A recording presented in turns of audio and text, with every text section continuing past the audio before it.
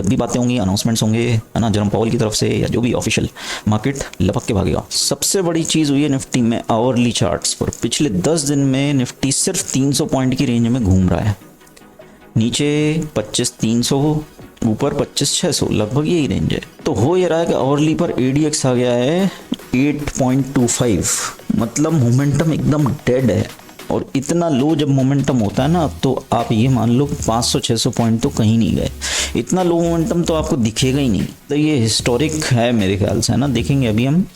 लेकिन यहाँ देखो कितना आया था मोमेंटम, 10 के आसपास आया था। तो 24,600 से निफ्टी 25,200, है ना, तो ऑलमोस्ट 600 पॉइंट। यहाँ पर देखो ADX 9.57 दिसंबर 24, है ना, निफ्टी 24,650 से गिर के 24,200 और फिर बाउंस, और फिर एक major large trend, down trend, है ना, 4-5 महीने जो निफ्टी गिरा था। तो जो यहाँ हुआ है ना, इतना लो ADX जो यहाँ हुआ है, उसी तरह का कुछ खेल यहाँ पर हो सकता है वो नीचे की तरफ हो सकता है ऊपर की तरफ हो।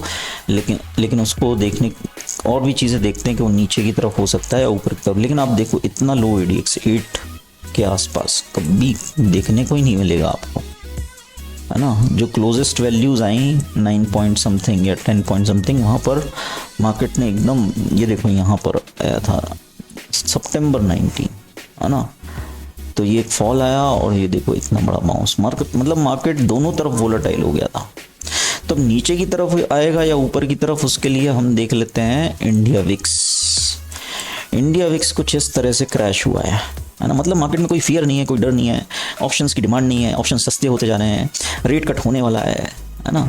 जनरली जब इस तरह का मूव आते हैं विक्स में, है ना, कि एक स्पाइक के बाद धीरे धीरे नीचे आ रहा है और स्टेबल हो रहा है, तो जो सबसे बड़ी मार्केट रैलीज हैं वो तब होती हैं जब इंडिया विक्स 12 से 10 की तरफ गिरे, है ना, अराउंड 15-20% गिरे। उस बीच में निफ्टी 10-15-20% रैली दे जाता है। तो मेरा व्यू अपसाइड का है। रेट कट की जब भी बातें होंगी, अनाउंसमेंट्स होंगे, है ना, जरम पावल की तरफ से या जो भी ऑफिशियल, मार्केट लपक के भागेगा।